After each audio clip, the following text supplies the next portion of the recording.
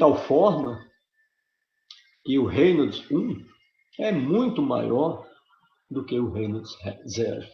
E o meu Reynolds 0 para um Q0, certo? Que era caracterizado como escoamento laminar, agora para um número de Reynolds R1, certo? Que é para uma vazão Q1 muito maior do que Q0, certo? Eu já posso, vamos supor, classificar esse escoamento como completamente turbulento, certo? Onde as protuberâncias já estão expostas. Isso aqui vai interferir, certo, no meu escoamento, e antes, certo, que eu poderia até caracterizar o meu escoamento, certo, como se fossem linhas de correntes paralelas e bem comportadas, certo? Agora, essas protuberâncias interferem no meu escoamento, certo? E aqui eu vou ter, certo, uma situação, certo, onde o escoamento é completamente turbulento, ok? E aí eu me enquadro nessa situação, certo? Onde a subcamada viscosa fica menor do que a rugosidade média do meu duto, de tal forma que o fluido que está escoando, ele está em contato com as protuberâncias, certo? Que constitui a rugosidade do duto, ok? Então a subcamada viscosa, certo? Ela encobre totalmente as protuberâncias da minha rugosidade numa situação de escoamento laminar, certo? E ela encolhe o suficiente de tal forma que as protuberâncias da rugosidade ficam completamente expostas ao escoamento, certo? Numa situação de escoamento de turbulência completa, ok? De tal forma que a gente vai ter o ábaco de Moody, que é esse aqui, certo? Na época que eu fiz, certo, hidráulica, a gente usou muito esse ábaco aqui. Mas também existem umas equações empíricas, certo? Que a gente pode aplicar para calcular esse fator de atrito, que é exatamente isso que a gente vai obter.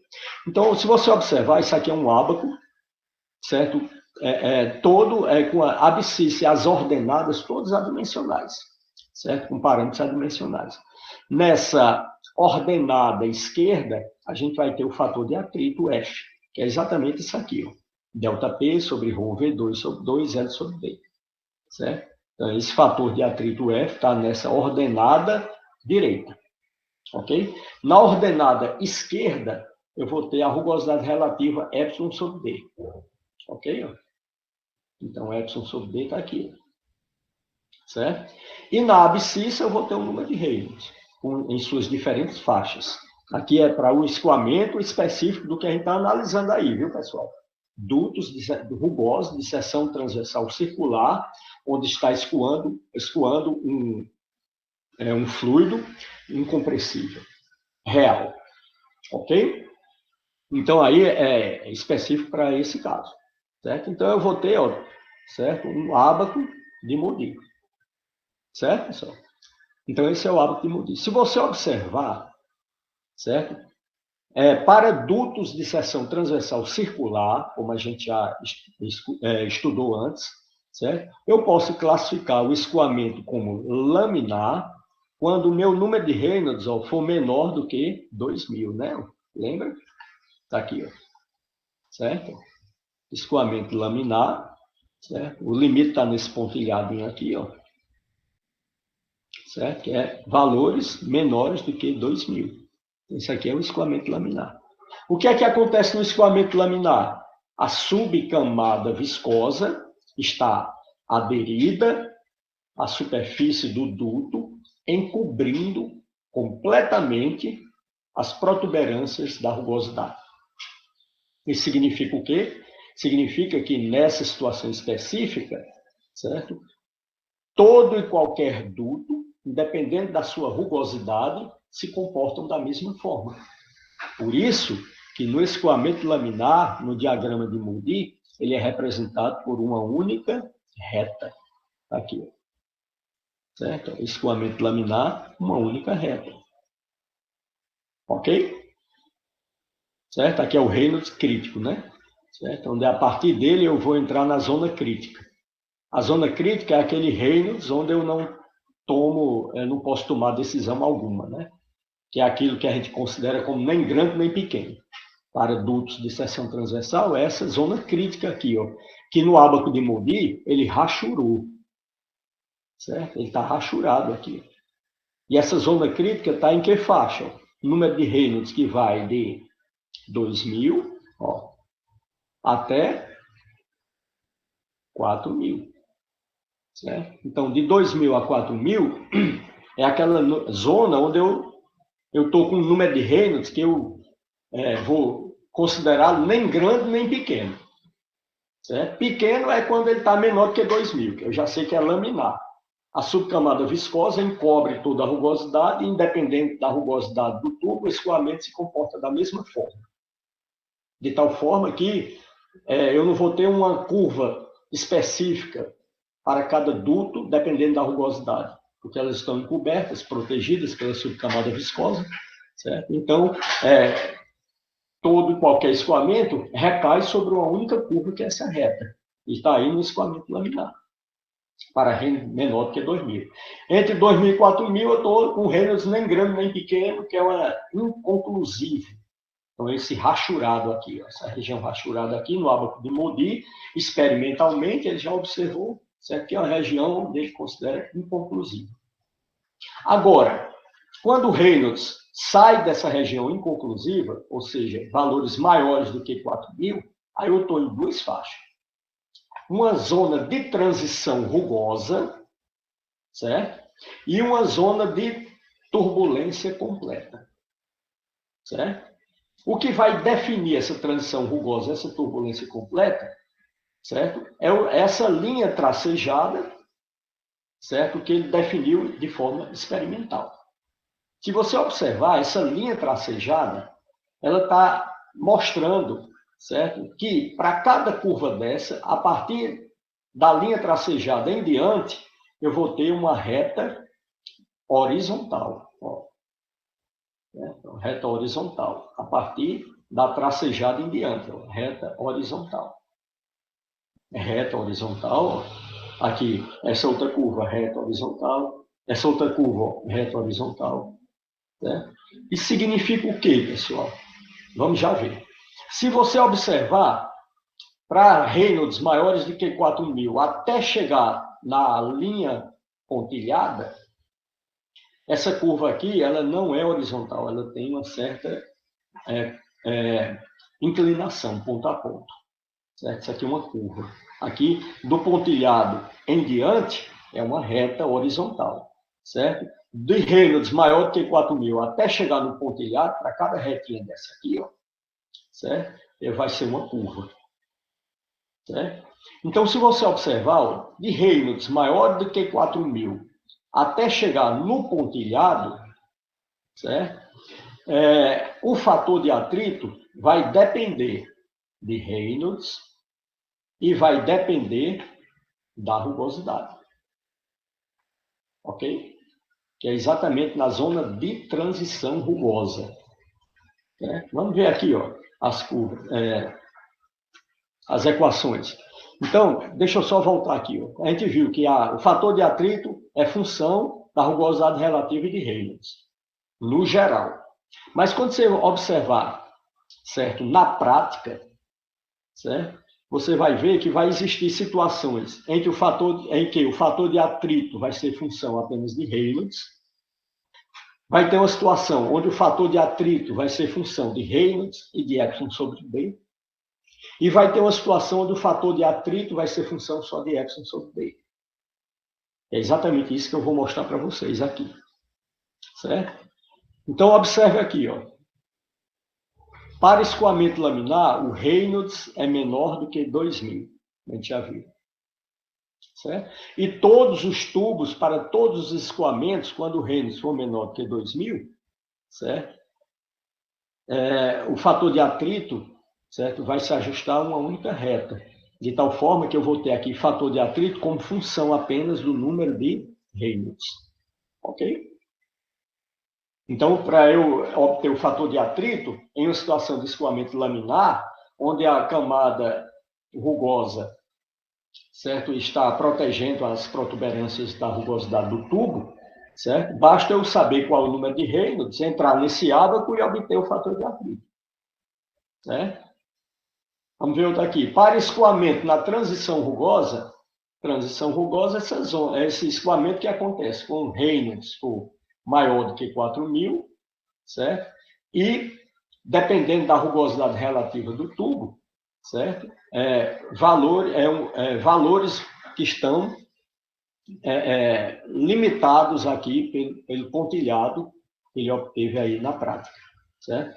Se você observar, esta linha aqui, ó, é uma linha obtida experimentalmente para um tubo cuja rugosidade relativa é 0,05, certo? Essa outra linha aqui, ó, é uma linha obtida experimentalmente para um duto cuja rugosidade relativa, certo, é 0,03. E assim por diante. Aqui vai ser outra linha representando outra rugosidade relativa, outra linha representando outra rugosidade relativa. Então, para você, quando vai dimensionar a estrutura hidráulica, para você conhecer o fator de atrito, primeiro você calcula Reynolds. Observa a faixa que ele se encontra. Depois calcula a rugosidade relativa.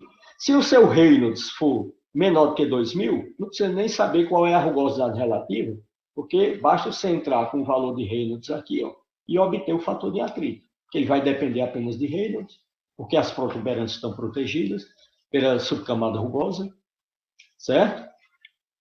Agora, se você calcula o número de Reynolds e calcula a rugosidade relativa, observa que seu escoamento está nessa região aqui, caracterizada como transição rugosa, certo? Aí o seu fator de atrito vai depender de quê? Da rugosidade relativa e do número de Reynolds, certo? Aí você faz o quê? Calcula a rugosidade relativa, vamos supor que deu 0,02. Então, a curva experimental para a rugosidade relativa de 0,02 é essa aqui, ó. Certo? E calcula o número de Reynolds. Vamos supor que o número de Reynolds deu 2 vezes 10 à quarta. 2 vezes 10 à quarta, certo? Chegando aqui na curva da rugosidade relativa de 0,02, certo? Você vai obter o fator de atrito, certo? De 0,0551, vamos supor. Ok? Então, quando você observa que Reynolds deu menor que 2.000, basta pegar Reynolds, obter o fator de atrito, porque é representado por uma única curva. Se você observar que o Reynolds deu maior que 4.000, aí calcula Epsilon sobre D. Pega a curva correspondente e observa se o seu Reynolds, para aquela curva correspondente, se enquadra dentro dessa zona que a gente chama de transição rugosa. Se enquadrar, aí você vem na curva da rugosidade relativa, vai lá no número de Reynolds, certo? E pega o fator de atrito correspondente. Ok? Agora, olhe uma coisa. Dessa curva pontilhada aqui, ó, em diante, as retas são horizontais. Isso significa o quê? Que dependendo da rugosidade relativa e do número de Reynolds que você observar aqui, certo?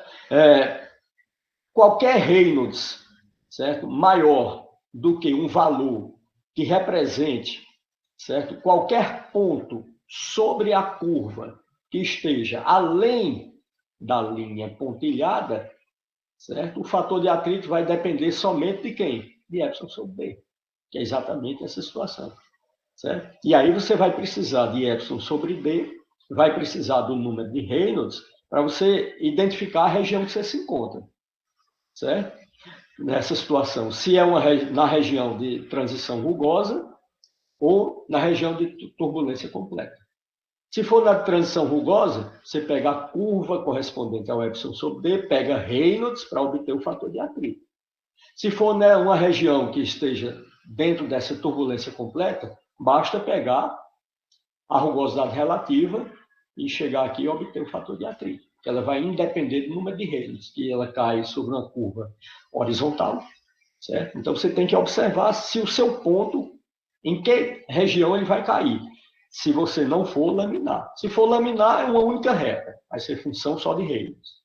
Se ele não for laminar, você tem que verificar em que região ele cai. Se ele cai em alguma curva dessa certo? Que esteja antes da curva pontilhada, que vai cair exatamente na zona de transição rugosa. Então, para você encontrar o fator de atrito, você precisa da rugosidade relativa do número de Rayleigh. Se o seu ponto cair sobre qualquer curva dessa aqui, ó, que esteja depois dessa linha pontilhada, certo? Ele vai cair numa região de turbulência completa, que vai ser função só de Epsilon sobre D, que é exatamente essa situação aqui. Então, esse seu fator de atrito vai ser em caso de duto de seção transversal circular rugoso, onde está acontecendo o escoamento de um fluido incompressível real sob pressão. Essa curva funciona para esta situação. Aí você precisa classificar o seu escoamento. Se é laminar, certo? Se está na região de transição rugosa, certo? Ou está na região de turbulência completa, para você poder conhecer o seu fator de atrito. Se o seu fator de atrito cai exatamente sobre uma curva dessa aqui, ó, que são curvas já conhecidas, certo? Você segue a curva para obter os seus fatores de atrito, certo? Agora, se cair numa curva, um ponto intermediário, certo? Entre uma curva e outra, aí você precisa fazer uma interpolação de uma curva intermediária, de tal forma que seja paralela às duas, para você obter um fator de atrito aproximado. Ok, pessoal? Aí precisa fazer a interpolação. Alguma dúvida, pessoal? Aí o fator de atrito vai ser importante, certo? Aí pronto, ó. Você chegou aqui. Vamos supor que o seu ponto caiu aqui, ó. Certo? Vamos pegar um valor aqui que seja fácil da gente obter o fator de atrito. Espera aí, 1, 2, 3, 4. Vamos supor que o ponto caiu aqui, ó. Certo? Vamos supor que o seu ponto caiu aqui. Se o ponto caiu aqui, significa o quê? Que o seu fator de atrito, certo? Vai ser função de quê? De epsilon sobre D. Quanto foi que deu seu epsilon sobre D aqui, ó, nesse ponto aqui? Ó? Dá 0,0002. 0,0002. Isso é a sua rugosidade relativa. Ok? 0,0002. Certo? E o seu Reynolds deu quanto? Ó? 10 vezes 10 elevado a 7. Certo? E Reynolds, ó, 10 elevado a 7. Certo? Então, qual vai ser o seu fator de atrito?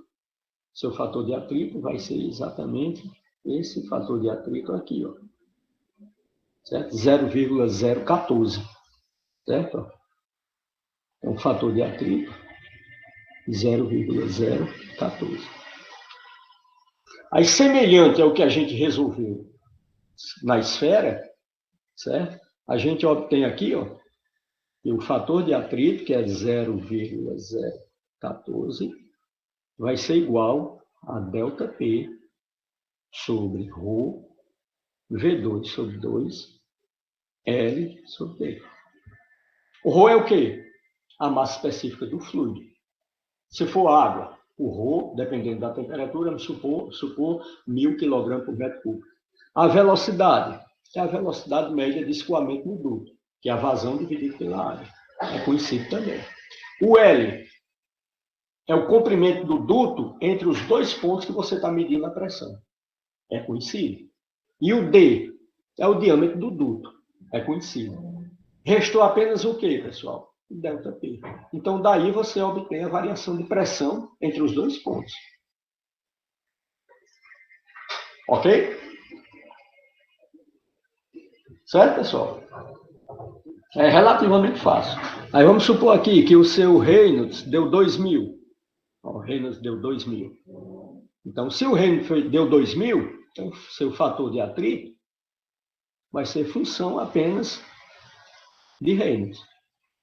Que deu quanto? 2.000. Ok? Então, quanto vai ser seu fator de atrito? Aí chega aqui em 2.000, sobe, chega lá na reta representativa, certo? E vem 0,031. Ok? Espera aí, 1, 2, 3, 4, 5. 0,032. Ok? Então, o fator de atrito é 0,032. Certo? Aí vem aqui, opa, ixi, apaguei tudo. Aí vem lá na equação, certo? Que a gente já encontrou. Vamos ver aqui novamente. Aqui dá quanto? O fator de atrito aqui dá 0,034. Ok? 0,034. Chega lá na equação, certo? Se eu sei que o fator de atrito, certo, vai ser função de Reynolds, e Reynolds foi 2000, certo? Do ábaco de Moody, certo? Ele cai numa reta, 0,034. Certo? Quem é o fator de atrito? ΔP, ó, fator de atrito, ΔP sobre ρ V2, L sobre V. Aí, ρ é conhecido, que é o fluido que está escoando, V é a velocidade média de escoamento, L é a distância entre os dois pontos que você está medindo a variação de pressão, e D é o diâmetro do duto. Ok? Então, fazendo isso aqui, igual a 0,034, você obtém o quê? ΔP. Aí você obtém variação de pressão. Certo? Então, esse ábaco de Moody, pessoal, a gente pode utilizar dessa forma, como eu mostrei aqui para vocês, como também a gente, certo, pode utilizá-lo para dimensionar a estrutura, obtendo o diâmetro, certo, ideal, certo, e mais econômico, né, para você não fazer compra, certo, de dutos, vamos supor o duto de uma adutora, certo, que vai funcionar como adutora. São dutos de diâmetros relativamente grandes, são muito caros. Você tem que ter tem que dimensionar de forma correta para você comprar, certo? Com o mínimo de custo possível, atendendo às pressões de projeto, certo? Para que depois não venha reclamação. O pessoal dizer, opa, a pressão aqui nesse ponto aqui da minha rede está muito baixa, certo? Caso você for dimensionar uma rede, por exemplo. Certo? Então, você vai ter que dimensionar a sua rede, certo? Com o diâmetro certo, certo? E o custo da sua tubulação está associado ao diâmetro dessa tubulação, certo? Então, você vai comprar o duto para atender as pressões que você precisa com o diâmetro mais econômico possível, certo? E aí vocês vão aprender a utilizar ábacos ou as equações empíricas lá hidráulicas exatamente para você dimensionar esses dutos, certo?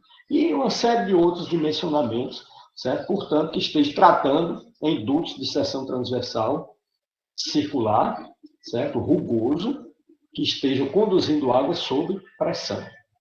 Aí você diz, professor, eu posso utilizar isso aí para dimensionar a rede de esgoto? Aí eu já falei para vocês que rede de esgoto, certo? São dutos abertos, certo? Onde, geralmente, você só vai gastar com recalque sob pressão e esgoto se tiver necessidade devido a alguma situação onde a topografia, onde você precisa vencer grandes cotas para conduzir seu esgoto com o sistema de tratamento. Aí, nessa região específica, certo? O esgoto é bombeado e o duto é sob pressão. Aí aplica-se o diagrama de Moody, certo? Mas no restante, na rede coletora de esgoto da cidade, certo? O esgoto flui sob a ação da gravidade, certo? Então o número de Froude entra na análise dimensional. Logo, o ábaco de Moody não funciona para esses casos. Ok, pessoal? Então, a criação desses ábacos, a maioria deles vem a partir de uma análise dimensional prévia, com a aplicação do teorema Piggy-Buchinger, certo? Na obtenção dos adimensionais, na realização de experimentos e geração de curvas. Ok? Então, essas curvas, elas são específicas para uma dada situação que você está tratando. Ok? Então, tem um ábaco para ser utilizado, saiba como o ábaco, em que condições o ábaco foi desenvolvido, para você saber se aquele ábaco é representativo ou não do fenômeno que você está tratando. Ok? Certo, pessoal? Aí? Alguma dúvida?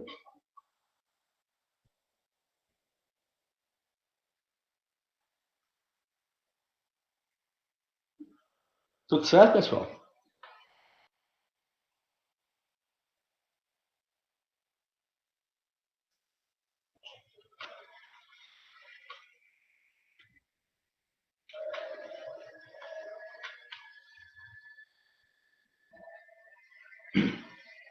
Vocês estão me ouvindo, pessoal?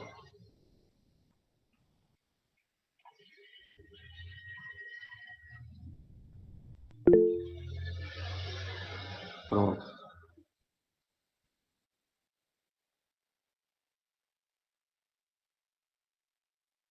Ok? Então, esse aqui é o ábaco de Moody, né?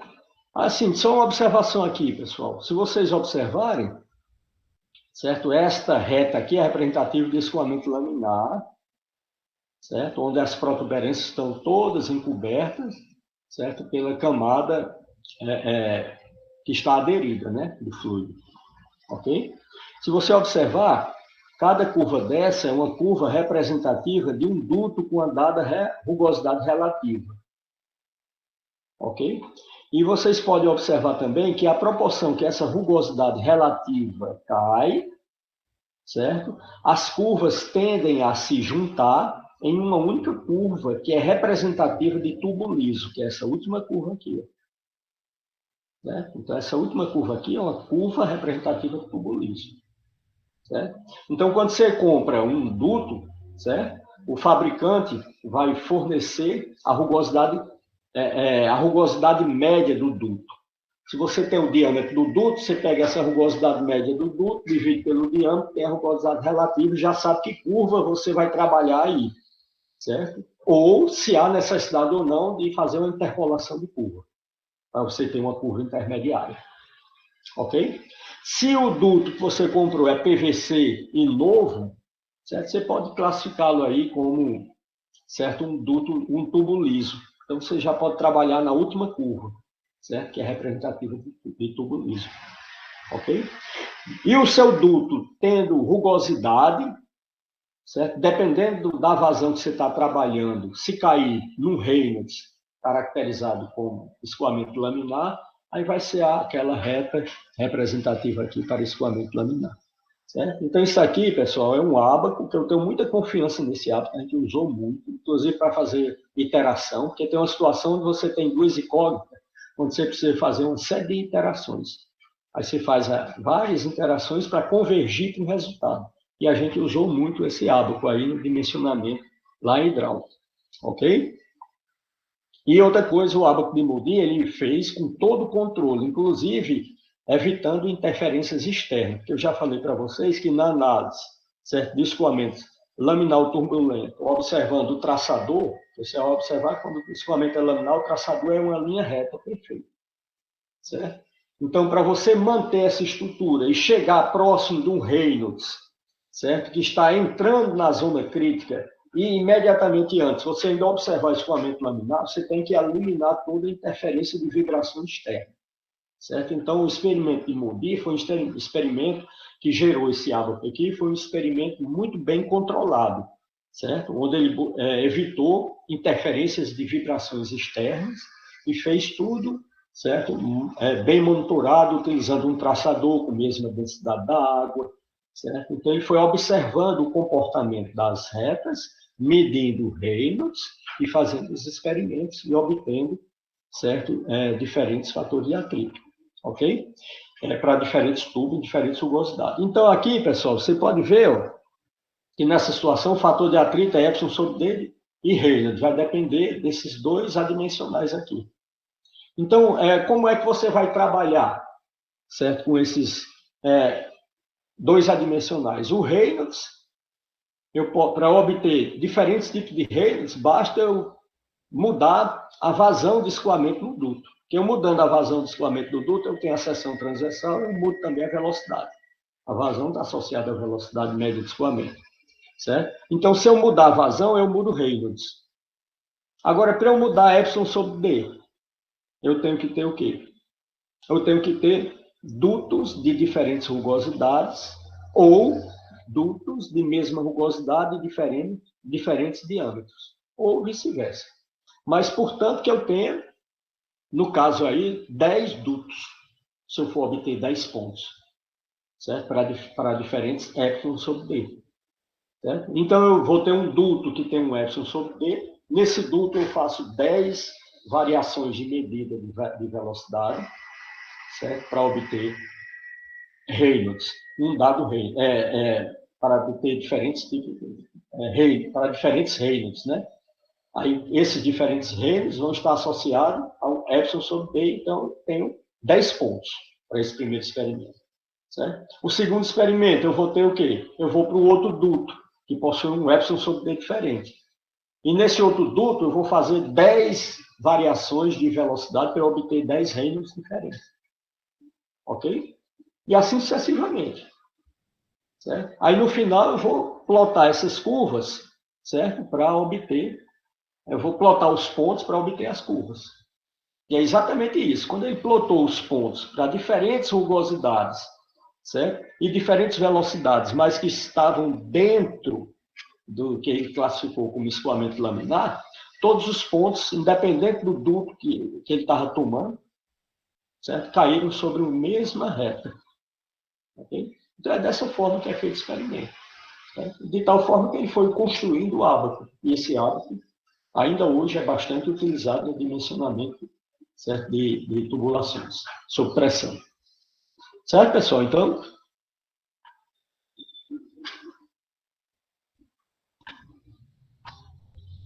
alguma dúvida?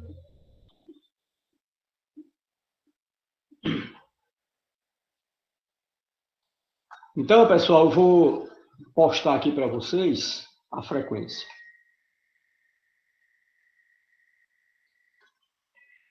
Então, está aqui. Frequência da aula de mecânica dos fluidos, certo? Do dia 22/2/2021.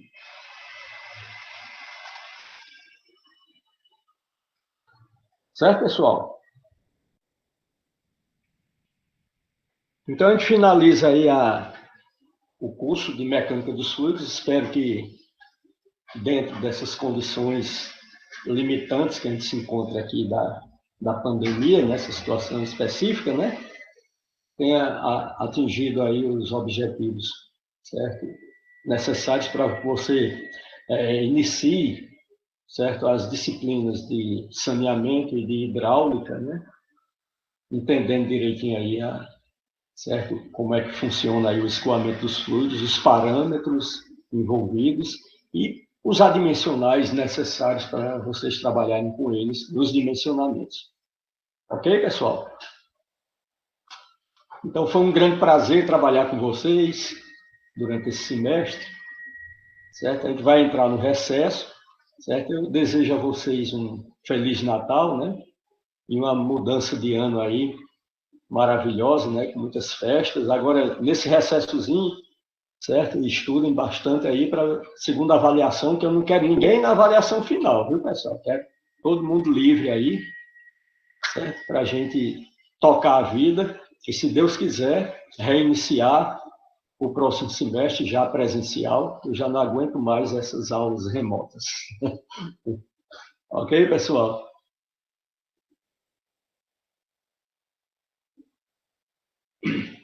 Então, um grande abraço aí para vocês, certo?